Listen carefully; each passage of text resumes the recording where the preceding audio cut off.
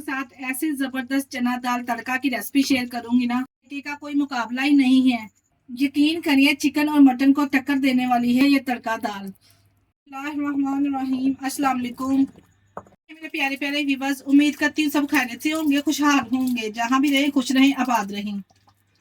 जो रेसिपी आप लोगों के साथ शेयर करूंगी ना, यकीन जानिए आपको ऐसी पसंद आएगी, आप होटल ढाबा रेस्टोरेंट को तो भूल ही जाएंगे।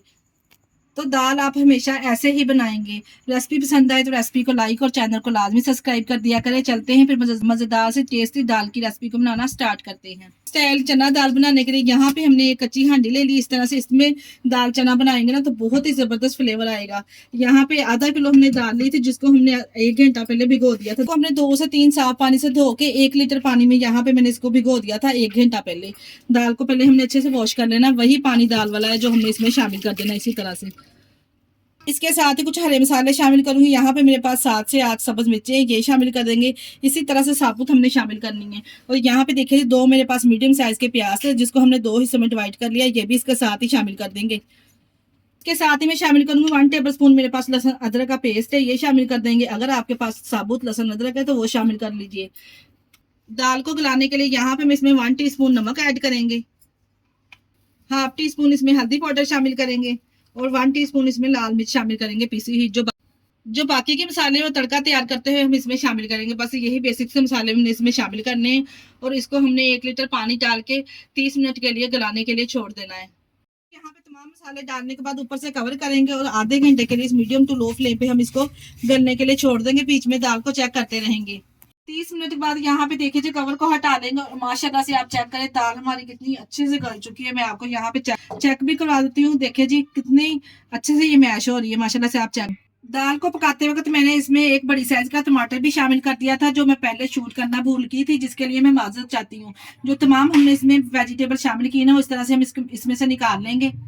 लीजिए जी, यहाँ पे हमने तमाम सब्जियां इसमें से निकाल ली। तमाम सब्जियों को निकालने के बाद यहाँ पे एक बोल में हमने दाल भी निकालनी है। इसी पतीली में हमने इसका तड़का तैयार करना है।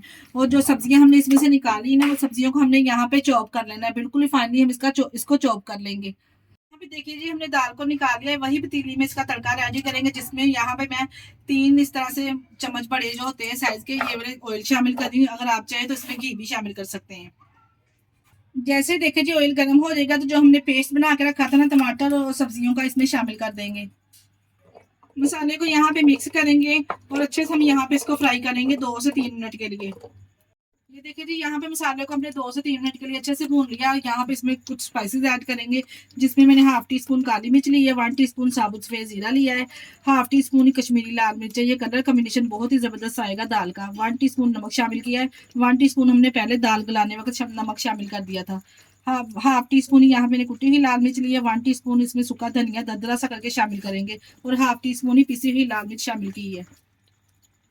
तमाम मसालों को डाल के अच्छे से यहाँ पे हमने मसालों की भुनाई करनी है, ताकि ऑयल सेपरेट हो जाए। तो भूनते वक्त यहाँ पे मेरे पास 4 टेबल स्पून दही है, ये भी शामिल कर देंगे।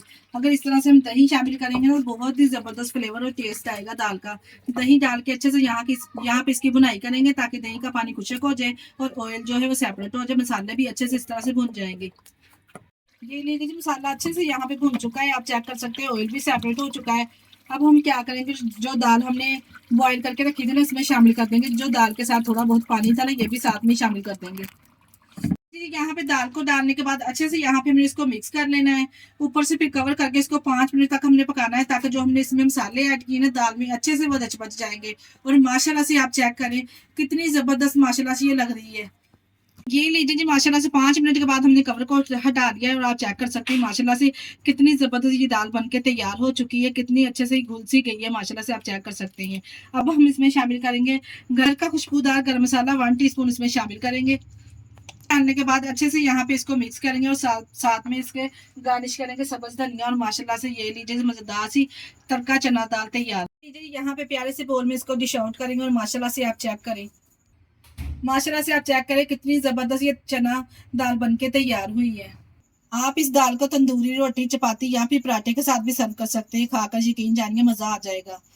जी यहाँ पे हमारी मज़ेदार से तड़का दाल तैयार है।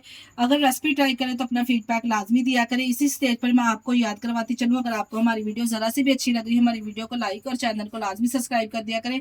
अपने अज़ीज़ों में, रिश्तेदारों में भी शेयर कर दिया करें। इसके साथ ही मुझे दीजिए इजाज़त। अपना बहुत सारा ख्याल रखिएगा और हमें दुआ में याद रखिएगा। ओके, अल्लाह हाफ़िज़।